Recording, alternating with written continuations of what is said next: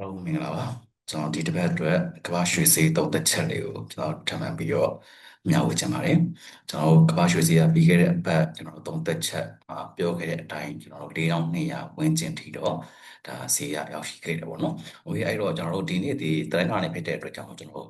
ပြီးခဲ့တဲ့တစ်ပတ်ကပိတ်သွားတဲ့ဈေးတန်းအနေအထားနဲ့ကျွန်တော်တို့ပြန်ကြည့်မယ်ပေါ့နော်စကြည့်မယ်အဲ့တော့ HUSD ရဲ့လက်ရှိ weekly time frame ရဲ့ market structure ကတော့ကျွန်တော်တို့အရှင်ဘက်ကပြောခဲ့လို့ပဲ downtrend market structure တွေမှာပဲဒါရှိနေသေးတယ်လက်တော်မှာdown weekly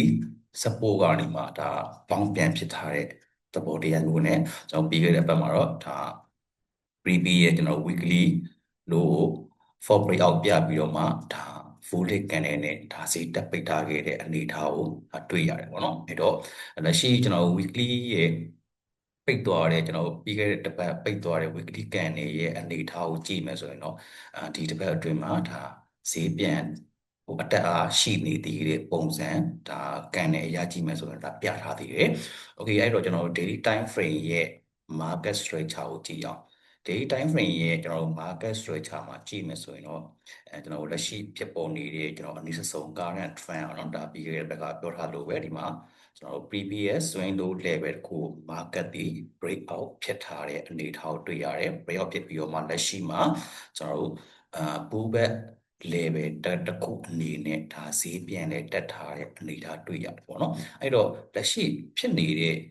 market structure ကြတာ daily မှာလည်းဒါ downtrend market structure တွေမှာပဲရှိနေသေးပြီးတော့မှပြီးခဲ့တဲ့တစ်ပတ်တာအတွင်းတက်ခဲ့တဲ့အတက်ဒီလက်ရှိ daily downtrend ရဲ့ကျွန်တော် retracement level တစ်ခုအနေနဲ့ဒါဟိုပြီးသွားပြီလားဆိုတဲ့အနေအထားကိုကျွန်တော်တို့ကြည့်ဖို့လိုရပါတော့လက်ရှိကျွန်တော် daily မှာ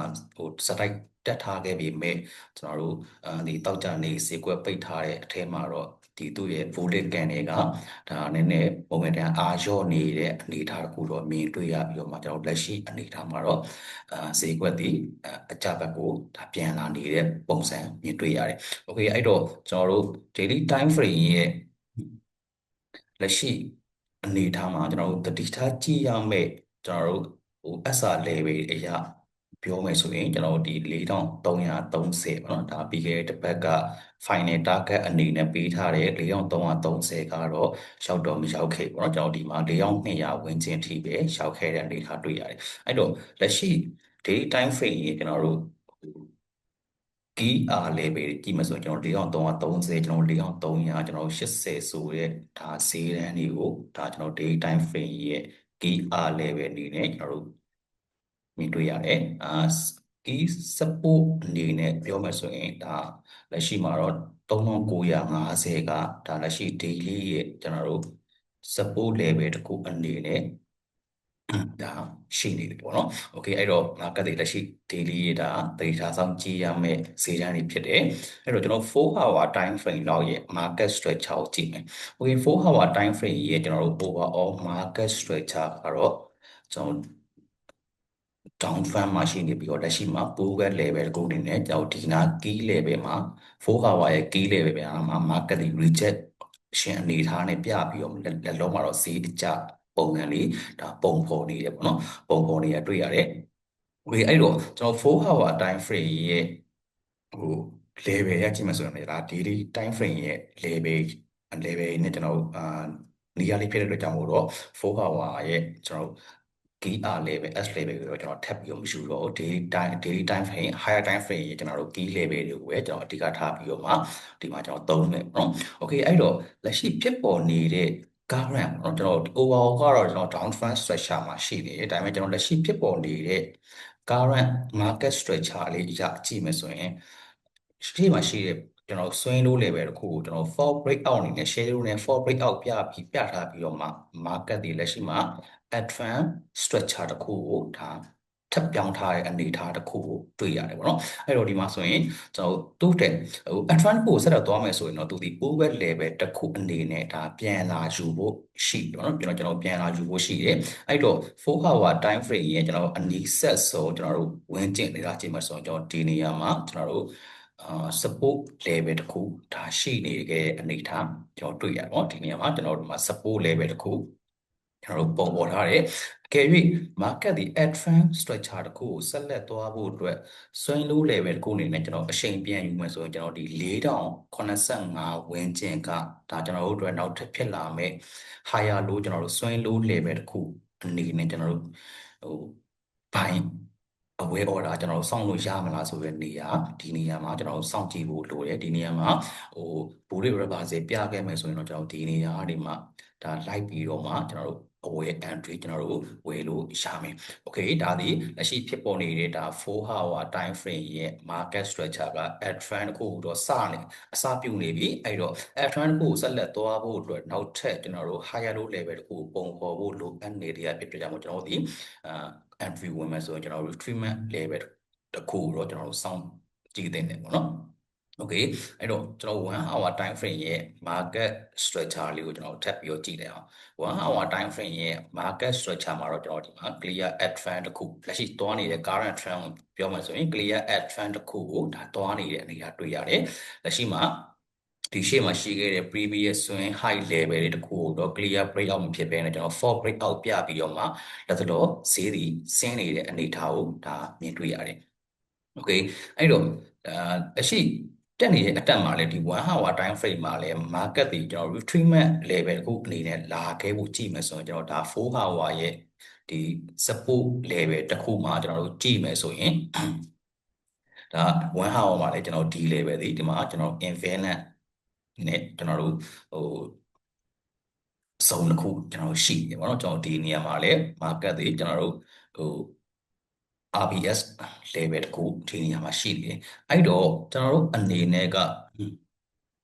ဒီမှာ RBS နေရာရှိနေတယ်အဲ့တော့ကျွန်တော်တို့အနေနဲ့က1 hour time frame ကနေကျွန်တော်ကြည့်မယ်ဆိုရင်ကျွန်တော်တို့ဘိုင်ဖို့အတွက်ဘိုင်ယာတွေစောင့်တင်တဲ့ဈေးတန်းတွေကျွန်တော်100 sorry 4093ဝန်းကျင်နဲ့ကျွန်တော်တို့4083ဝန်းကျင်အတွင်းမှာ market တွေကျွန်တော် pullback တစ်ခုအနေနဲ့ပြန်လာပြီးတော့မှbullet reversal ပြခဲ့မယ်ဆိုရင်တော့ကျွန်တော်တို့အနေနဲ့ဒီနေရာမှာ buying setup တစ်ခုကိုကျွန်တော်တို့ရှာနိုင်တယ် okay အဲ့တော့ကျွန်တော်တို့15မိနစ် time frame လေးရဲ့လက်ရှိဖြစ်ပေါ်နေတဲ့15မိနစ် time frame မှာကျွန်တော်ကြည့်အောင်လက်ရှိသွားနေတဲ့ဒီ M15 time frame မှာတော့ market တွေကျွန်တော်တို့ range တစ်ခုအနေနဲ့ဒါသွားထားတဲ့အနေအထားကိုကျွန်တော်တို့တွေ့ရတယ်ဒီမှာကျွန်တော် range တစ်ခုအနေနဲ့သွားထားပြီးမှဒီမှာ for breakout ပြပြီးတော့မှ market တွေပြန်ဆင်းလာနေတဲ့အနေအထားကိုကျွန်တော်မြင်တွေ့ရတယ်အဲ့တော့ကျွန်တော်တို့15မိနစ် time frame မှာကြည့်မယ်ဆိုတော့ကျွန်တော်ရေတိုအနေနဲ့ကျွန်တော်တို့အယောင်းဝယ်လုပ်လို့စောင့်ကြည့်ရမယ့် level တွေကျွန်တော်ဒီနေရာမှာ4139ဝန်းကျင်မှာကျွန်တော်တို့ support level တစ်ခုရှိနေတယ်ပေါ့နော် support level တစ်ခုရှိနေဒါကတော့ကျွန်တော်15မိနစ် time frame ရဲ့ level တစ်ခုပေါ့အဲ့တော့ကျွန်တော်အနေနဲ့ higher time frame ရဲ့ level ကိုကျွန်တော်အဓိကထားကြည့်မယ်ဆိုရင်တော့ခုနကတော့ပြောခဲ့တဲ့4093နဲ့4083ဝန်းကျင်ဒီမှာကျွန်တော်ဘယ်နေရာတွေကကျွန်တော်တို့အတွက်buying signal နဲ့လာပေးမလဲဆိုတဲ့အနေအထားကိုကြည့်မှုလက်ရှိမှာတော့15မိနစ် time lower time frame ဖြစ်တဲ့15မိနစ် time frame မှာတော့ market ဒီ sideways range တစ်ခုအနေနဲ့သွားပြီးတော့မှဒီလက်ရှိမှာတော့ကျွန်တော်တို့ဒီ sideways range ရဲ့ support ကိုဖောက်ဖို့အတွက်လောတယ်မှာတော့အစပြုနေပေါ့နော်အဲ့တော့ကျွန်တော်အနေနဲ့ကြည့်မယ်ဆိုရင်လက်ရှိ market structure ရဒီရှေ့မှာရှိတဲ့ previous swing high level ကို market ဒီ fall breakout ပြပြီးတော့မှကျွန်တော်15မိနစ် time frame မှာ down trend structure တစ်ခုသာဆက်လက်ပြီးတော့မှကျွန်တော်ပုံဖော်ခဲ့မယ်ဆိုရင်တော့ကျွန်တော်တို့စောင့်နေတဲ့ higher time frame ရကျွန်တော်တို့ key level တွေကိုဒါရောက်ရှိလာနိုင်တယ်ပေါ့နော်အဲ့တော့ကျွန်တော်တို့ဒီလက်ရှိသွားနေတဲ့market structure ကျွန်တော်4 hour 1 hour မှာ market ဒီ trend market structure ကိုသွားနေတာဖြစ်တဲ့အတွက်ကြောင့်မလို့ကျွန်တော်တို့အနေနဲ့ကဒီဘိုင်းစုံတွေမှာကျွန်တော်တို့စောင့်ပြီးတော့မှ bullet reversal ပြတာစောင့်ပြီးတော့မှကျွန်တော်တို့ set up ဝင်မယ်ဆိုရင်တော့ပို့ပြီးတော့မှ safe ဖြစ်နိုင်တယ်ပေါ့နော်။ Okay အဲ့တော့ဒီ higher time frame ရဲ့ကျွန်တော်တို့ key level နားမှာရှိမှဆိုရင်ဒီနေရာမှာကျွန်တော်4100ဝန်းကျင်မှာကျွန်တော်တို့ liquidity level တစ်ခုအနေနဲ့ဒါရှိနေတယ်။အဲ့တော့ဒီ HUSD အတွက်ကျွန်တော်တို့ဘိုင်းယာတွေစောင့်ကြည့်တဲ့ဈေးတန်းဒီကျွန်တော်တို့ဒီမှာ liquidity ယူပြီးတော့မှကျွန်တော်တို့4093ဝန်းကျင်ကနေမှ market တွေကျွန်တော်တို့အတက်ဘက်ကိုသွားနိုင်မလားသို့မဟုတ်ကျွန်တော်တို့4083 ဝင်းကျင်ကနေ market ဒီ reversal ပြပြီးတော့မှကျွန်တော်အတက်ဘက်ကိုဒါဆက်လက်သွားမလားဆိုတာကိုတော့ကျွန်တော်ဒီ higher time frame ရဲ့ key level ဈေးတန်းတွေရောက်တဲ့အခါမှာကျွန်တော်တို့ဒီ bullish reversal ပြမလားဆိုတော့စောင့်ကြည့်ပြီးတော့မှ aware entry အတွက်ကျွန်တော်တို့အသုံးပြုလို့ရတယ်အဲ့တော့target အနေနဲ့ကြည့်မယ်ဆိုရင် market ဒီ1 hour 4 hour ရဲ့advanced structure တစ်ခုကအတက်အားကောင်းခဲ့မယ်ဆိုရင်ကျွန်တော်ရောက်သွားနိုင်တဲ့ဈေးတန်းအနေထားကြည့်မယ်ဆိုရင်ကျွန်တော်တို့ဒီနေရာမှာကျွန်တော်4230ဝန်းကျင်မှာတော့ဒါ first target အနေနဲ့ကျွန်တော်ယူဆလို့ရနိုင်တဲ့ resistance level တစ်ခုကျွန်တော်တို့ရှိနေတယ်အဲ့တော့ကျွန်တော်ဒီ key level တွေကနေမှ market တွေကျွန်တော်တို့ဘိုင်းခွင့်ရေးပေးလို့ဈေးတက်အားကောင်းခဲ့မယ်ဆိုရင်ကျွန်တော် first target အနေနဲ့ကျွန်တော်တို့4200ကျွန်တော်30အထိဒါtarget အနေနဲ့ကျွန်တော်ယူနိုင်ပြီးတော့မှဆက်လက်ပြီးတော့မှကျွန်တော်တို့ advance ဆက်လက်အားကောင်းခဲ့မယ်ဆိုရင်တော့ကျွန်တော်4330ထိဝန်းကျင်ထိဒါဈေးတန်းကရောက်ရှိသွားနိုင်တဲ့အနေအထားလို့ကျွန်တော်အနေနဲ့ဒါသုံးသပ်တယ်ပေါ့နော်။ Okay အဲ့တော့10 လာရဲ့အနေနဲ့ကကျွန်တော်တို့စောင့်ကြည့်ရမယ့်ဈေးတန်းဒီ higher time frame ရဲ့ဒီ retracement level တခုဒီကျွန်တော်တို့ဒီမှာရှိနေတဲ့ overall downtrend တခုရဲ့ retracement level တခုဆက်လက်သွားခဲ့မယ်ဆိုရင်ကျွန်တော်တို့10 လာတွေအနေနဲ့စောင့်ကြည့်ရမယ့်ဈေးတန်းဒီကျွန်တော်ခုနကတော့ကျွန်တော် fine entry အတွက်first target အနေနဲ့ကျွန်တော်တို့ထားတယ်4230မှာဒါ very reversal ပြမလားဒါမှမဟုတ်ရင်ကျွန်တော်4330ဝန်းကျင်မှာဒါ very reversal ပြမလားဆိုတဲ့အနေထားနဲ့ကျွန်တော်ဒီ key level တွေမှာစောင့်ကြည့်ပြီးတော့မှကျွန်တော်တို့10လာတွေအတွက်ဒါ10 entry ဒါရနိုင်တယ်ပေါ့နော် okay အဲ့တော့ကျွန်တော်တို့ဒီလက်ရှိမှာ market ဒီbuying side ဘက်ကိုအရှင်သွားမလားဒါမှမဟုတ်ဒီဝန်းကျင်ကနေအတက်အားကောင်းခဲ့လို့ကျွန်တော်တို့4230ထိဝန်းကျင်လေးဒါဆက်သွားမလားဆိုတော့ကျွန်တော်တို့ lower time frame တွေရဲ့ market structure အနေအထားကိုကြည့်ပြီးတော့မှကိုအသုံးပြုနေတဲ့ကိုယ့်ရဲ့ trading strategy နဲ့ပေါင်းစပ်ပြီးတော့မှကျွန်တော်တို့အယောင်းဝယ်တွေဒါစဉ်းစားပြီးတော့မှ entry ဝင်နိုင်ပါတယ်အဲ့တော့10ရာတွေအနေနဲ့ကတော့ကျွန်တော်တို့4230ဟို4300ကျွန်တော်30ဝန်းကျင်မှာဘယ်နေရာတွေကကျွန်တော် market reversal ပြပေးနိုင်မလဲပေါ့ပြပေးနိုင်မလဲပေါ့နော်ပြပေးနိုင်မယ်ဆိုရအနေထားရှင်မှာရှိတယ်အဲ့တော့ကျွန်တော်ဒီဒါတော့ဆဲဆုံးအတွက်ကတော့ကျွန်တော်4230ဝန်းကျင်ကဒါပထမဆုံးစောင့်ကြည့်တဲ့ဒါဆဲသားတွေအတွက်ဒါဆဲဆုံး level တစ်ခုလို့ကျွန်တော်အနေနဲ့ယူဆတယ်ပေါ့နော်โอเคအဲ့တော့ကျွန်တော်ဒီသုံးသက်ချက်လေးကနေမှမိတ်ဆွေတို့အတွက်ဒါအကျိုးမြတ်